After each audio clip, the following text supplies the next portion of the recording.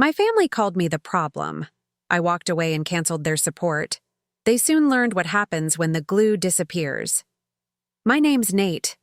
I'm 28, single, no kids, and according to my family, especially my dad and older brother, Mark, I've always been the problem. That's what Mark threw at me the last time I was home. Dad followed it with a shrug, saying, "This family would finally have peace without you." I didn't yell. I didn't cry or argue. I just stood up, grabbed my jacket, and walked out into the cold evening without another word. That was 8 days ago. Since then, I haven't called, texted, or visited. I haven't even liked a post on social media. This morning, I woke up to 17 missed calls, all from them. But to understand why, we need to go back. This story didn't begin last week. It started years ago, maybe even decades.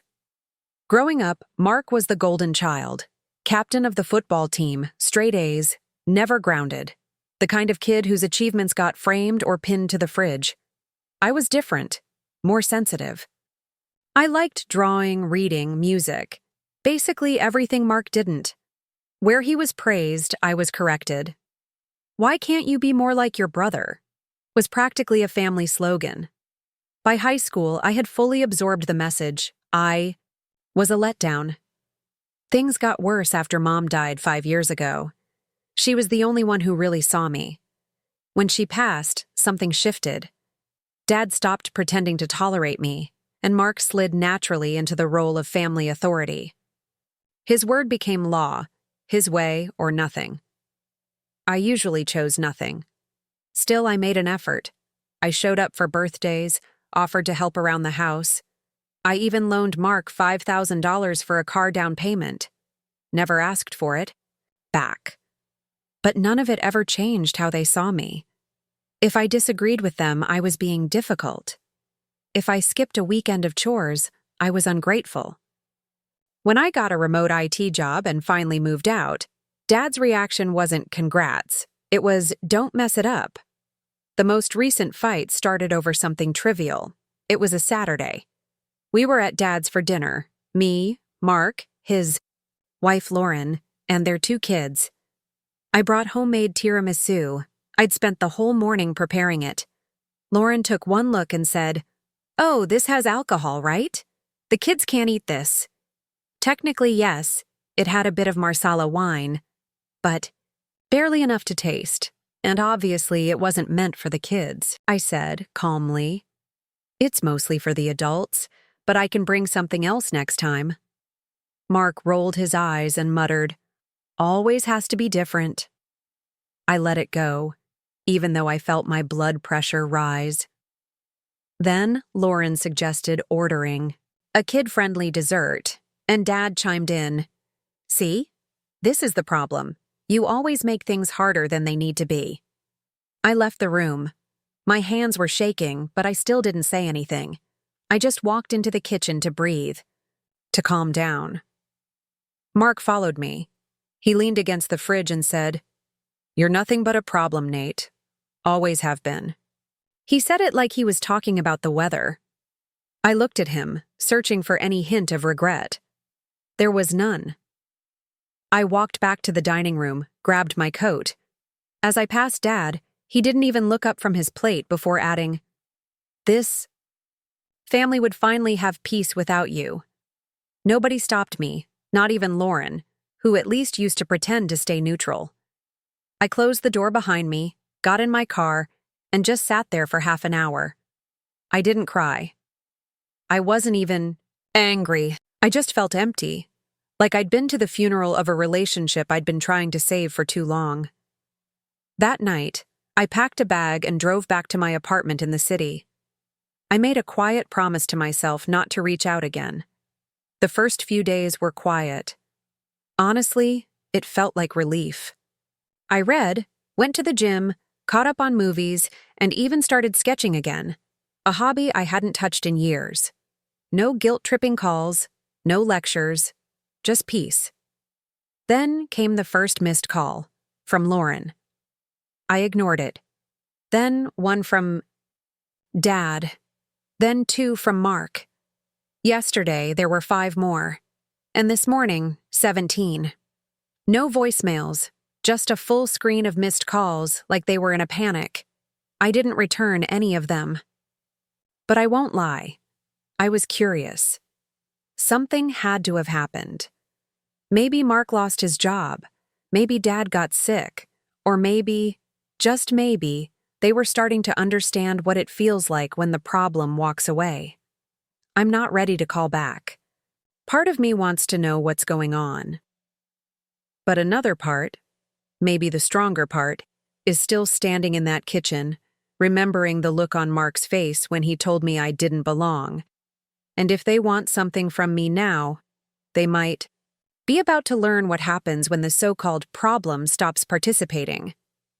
When the phone rang again around noon, Dad, once more, I just watched it buzz across the table. I muted it and turned the screen face down, like it was something toxic. Whatever this was, it wasn't mine to fix. Or at least, that's what I tried to believe. But here's the truth. When you finally cut ties with toxic people, the silence they leave isn't always peaceful. Sometimes it echoes. Sometimes it brings up old memories. Conversations you can't stop replaying, trying to figure out where it all went wrong. I thought about Mom a lot that day, about how different things felt when she was around. I remembered how she'd quietly leave me books, sketch pads, or candy after I'd argued with Dad.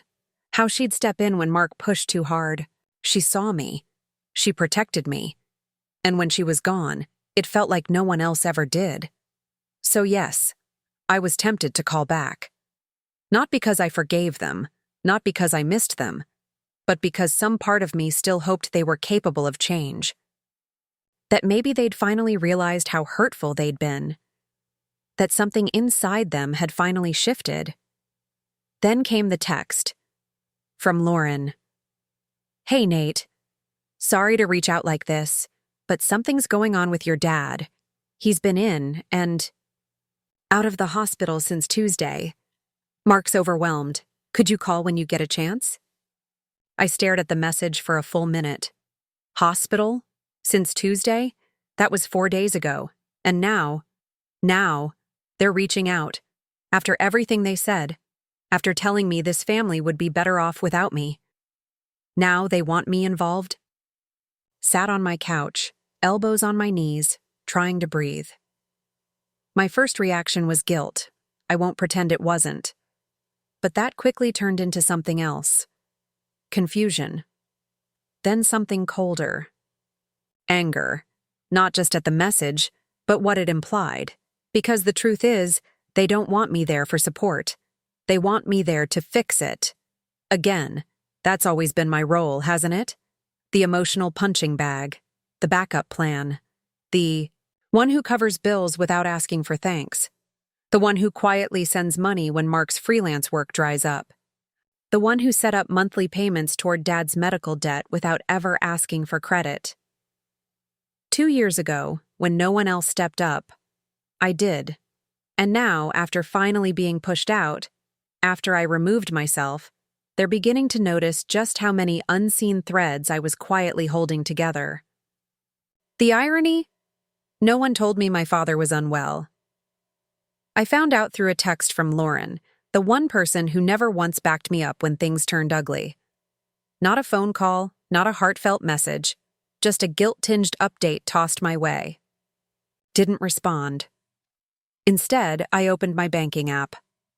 For over a year, I'd been discreetly sending $500 monthly to cover Dad's health insurance premium.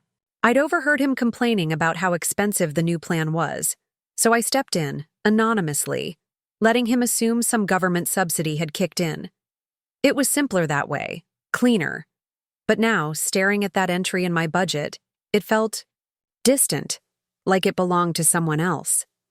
That version of me, the one who absorbed the hurt, stayed quiet, and kept giving out of obligation, left that house 8 days ago and hasn't looked back.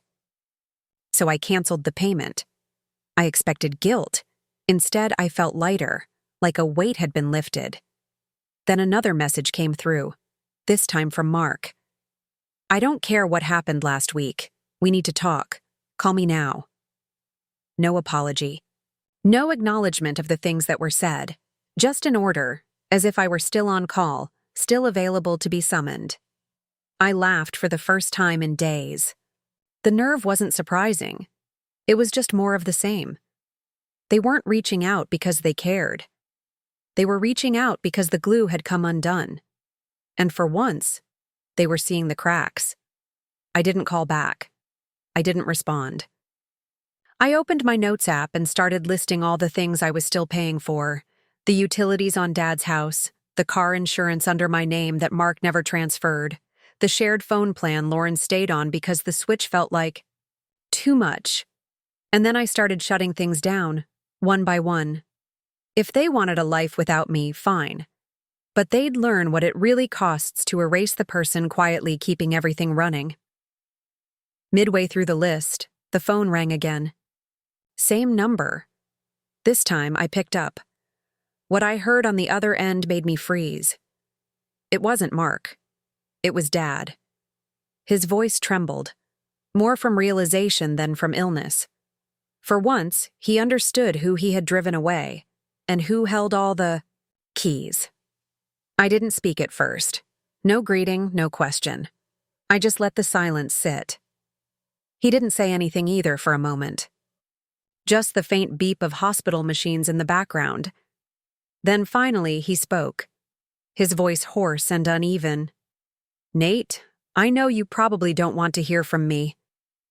I said nothing, wanting to see how far he'd go without me offering any emotional support. He cleared his throat, maybe stalling, maybe gathering strength. "They found some issues, heart-related. I've been in the hospital. They're talking about surgery. I asked Mark to call you, so it wasn't even his idea." Still, I waited. No rush to speak. "There's no easy way to say it," he continued. "I've got blockages. It's serious. Just thought you should know."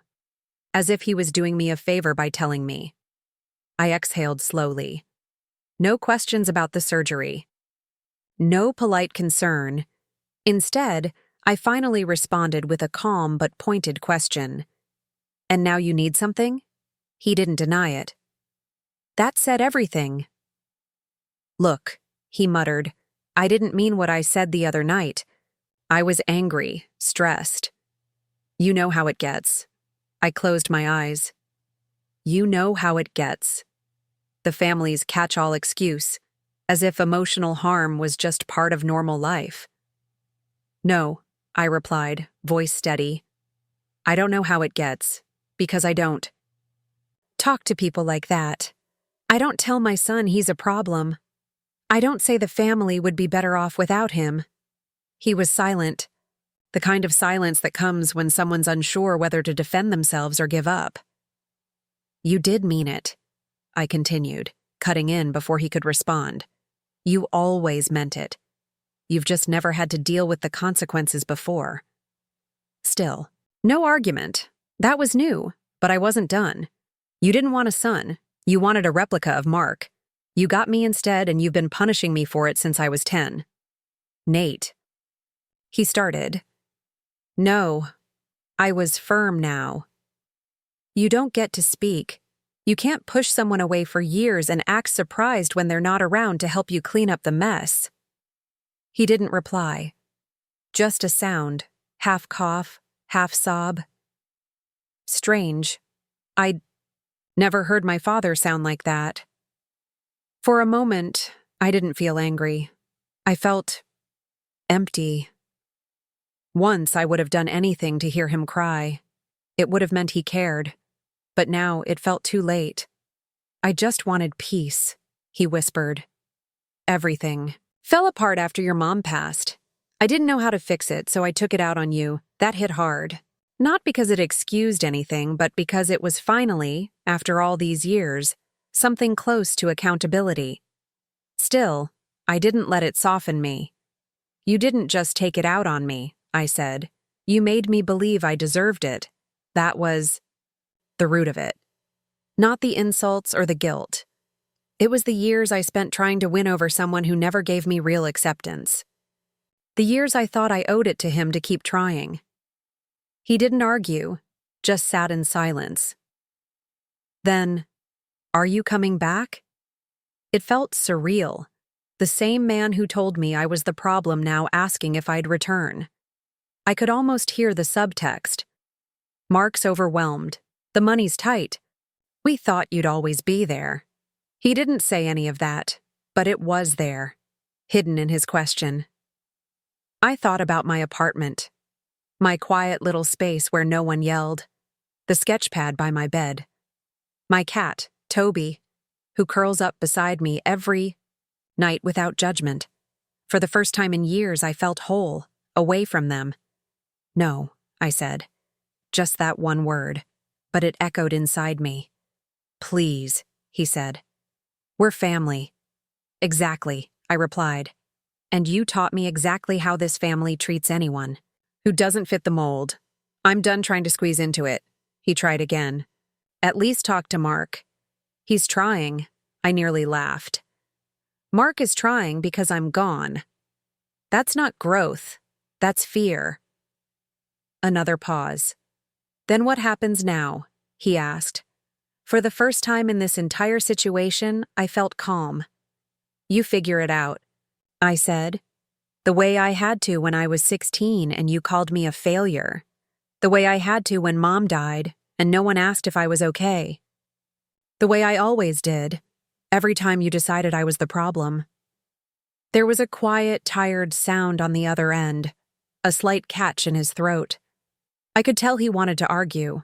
That was his usual response. But he didn't. He just said, "Okay." No pleading, no dramatic reaction. Just a resigned, unsure okay. And I hung up. No waiting for more words, no lingering for a farewell. Just a click, and it was over. I walked into the kitchen, poured a glass of water, and stared out at the skyline. 17 missed calls had boiled, down to one moment of clarity. And still, they didn't realize how much more was about to fall apart. I thought that call would be the end. But it wasn't. Over the next 2 days, the messages came in waves, some apologetic, others angry, a few simply confusing. Lauren sent a long message packed with vague phrases like misunderstandings, and we all make mistakes. Mark called 12 times in one afternoon. His voicemails bounced between accusations that I was being unfair and guilt-laced updates about Dad's health and his upcoming surgery. I didn't respond. Not once. For 28 years, I had been the family's silent fixer, the buffer, the quiet support system. They ignored me until they needed something. They wanted a life without me? Now they had it. They just didn't realize that peace came with a price. Unpaid bills and unraveling safety nets. The next turning point came 3 days after that final call with Dad. It was a Wednesday night around 10:30. I was sketching on the couch, Toby curled against my leg when an email pinged. Subject line, "Notice of lapsed insurance premium. Policy canceled." I knew immediately what it was. That $500 month insurance plan I'd been covering for over a year. The one Dad thought came from some government assistance, that was gone. Without it, his heart surgery wouldn't be fully covered. No more low copays, no more brand-name meds. He was about to discover what it meant to navigate healthcare without a safety net. I took a sip of tea and moved on. 2 days later, the family phone plan shut off. That same day, I got a Facebook message, of all things, from Lauren. "Hey, I think something's wrong with our phones. Can you check the account?" I didn't reply. I blocked her instead. Then it was the car insurance. I had co-signed for Mark's SUV 3 years ago when he couldn't qualify a loan. The account had always been current, until I closed it. I sent one final payment, canceled my authorization, and filed a notarized release of liability with the DMV. From that point on, whatever happened with that car, not my concern. Even the safety deposit box Dad forgot was in my name, filled with documents, birth certificates, and the deed to the old cabin, was now mine. They never updated the paperwork. I guess they assumed the family disappointment, didn't know how to handle legal matters. After that, I went silent again. I waited. It didn't take long. That weekend, the doorbell rang. I didn't answer. A moment later, a knock. Soft. Hesitant. Then I heard his voice.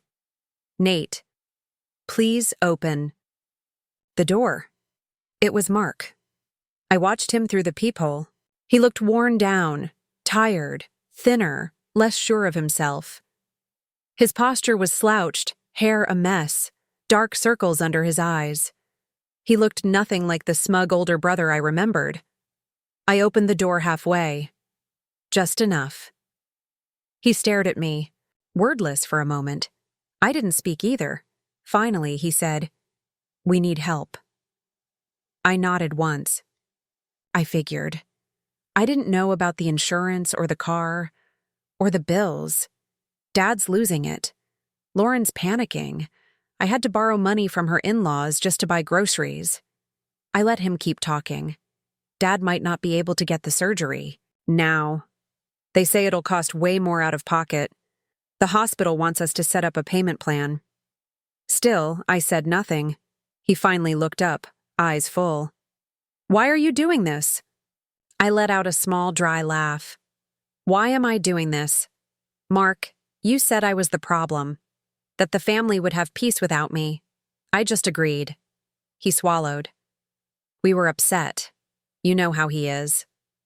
"I'm done making excuses. For him, for you," I said plainly. "We're your family." "No," I said. "You were." Real family doesn't twist love into guilt. Real family doesn't shut you out, put you down, and still expect you to foot the bills when it all collapses. He looked down, rubbing the back of his neck. An old, nervous habit. "I didn't think you'd actually walk away." I shrugged. "That's the thing about bridges, Mark. You don't realize they're gone until there's nothing left but ash." He blinked, and I could see the moment it hit him. There was no magic fix. No apology strong enough to erase what had been done. Not in a single doorstep chat. "What do you want?" he asked quietly. "You want us to beg? Is this about payback?" I shook my head. "It's not about revenge. I want peace. I want the kind of peace you all claimed you'd have without me. So enjoy it." I began closing the door. He stepped forward slightly, then stopped himself. "Nate," he said, voice cracking. "I'm sorry." That made me pause. He didn't raise his voice, didn't try to act out emotion. It was just a quiet sentence from someone who finally understood the impact of his choices. I met his eyes. "I hope you mean that. Not for me. For you." Then I shut the door. For good. 3 weeks passed. No texts, no calls, no visits. I thought that might be it. Then a letter came in the mail. Handwritten. No return address, just my name on the envelope. I sat at the kitchen table and opened it. The first line read, "Nate, I don't know if you'll read this, but I wanted you to know I heard you." It was from Dad. He said he didn't expect forgiveness and probably didn't deserve it. But he was sorry. He admitted he tried to mold me into someone I wasn't. That after Mom died, he misdirected his grief. He acknowledged that I wasn't less than just different, and he hadn't been able to accept that. He said Mark told him everything: the canceled insurance, the accounts, the silence. Then came the part that hit hardest. "I told you once that this family would have peace without you." I was wrong. There's no peace, just quiet. He ended the letter by saying he wouldn't contact me again unless I reached out. No guilt, no pressure. Just space. I folded the letter and set it on the table. The sun was shining through the windows. Toby stretched on the floor, blinking at me slowly like he understood something had shifted. I didn't call them, not that week, not the next, but I kept the letter. Because every time I saw it, I remembered something important. Peace isn't handed to you, it's taken. And for the first time in my life, I had it. Not because they changed, but because I finally did.